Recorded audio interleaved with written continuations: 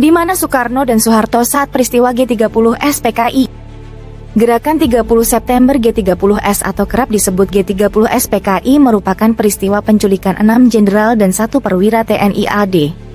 Setelah diculik pada 30 September 1965 malam, mayat mereka kemudian ditemukan di sebuah sumur di Lubang Buaya, Jakarta Timur keesokan harinya. Penculikan dan pembunuhan tersebut dilakukan sebagai dalih untuk mengatasi upaya kudeta yang dikabarkan akan dilakukan oleh Dewan Jenderal TNI AD terhadap Presiden Soekarno. Kendati demikian, Soeharto yang saat itu menjabat Panglima Komando Strategis Angkatan Darat Kostrat berpangkat Mayor Jenderal tidak ikut diculik dan dibunuh. Sementara itu, Presiden Soekarno yang disebut akan dikudeta tidak berada di Istana Merdeka, Jakarta. Lalu, di mana Soeharto dan Soekarno saat peristiwa G30S PKI terjadi? Pada 1 Oktober 1965, salah satu agenda Soekarno adalah bertemu dengan Wakil Perdana Menteri Leimena dan Pangkat Jenderal Ahmad Yani.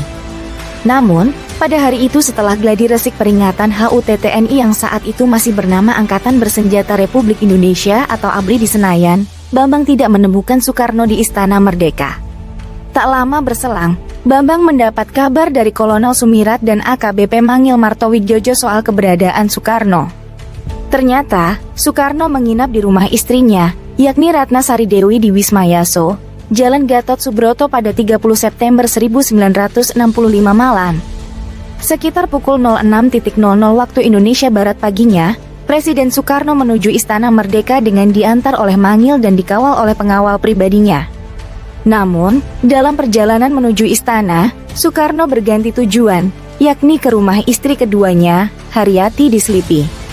Alasannya, Soekarno mendapat kabar bahwa Istana Merdeka sudah dikepung pasukan tak dikenal.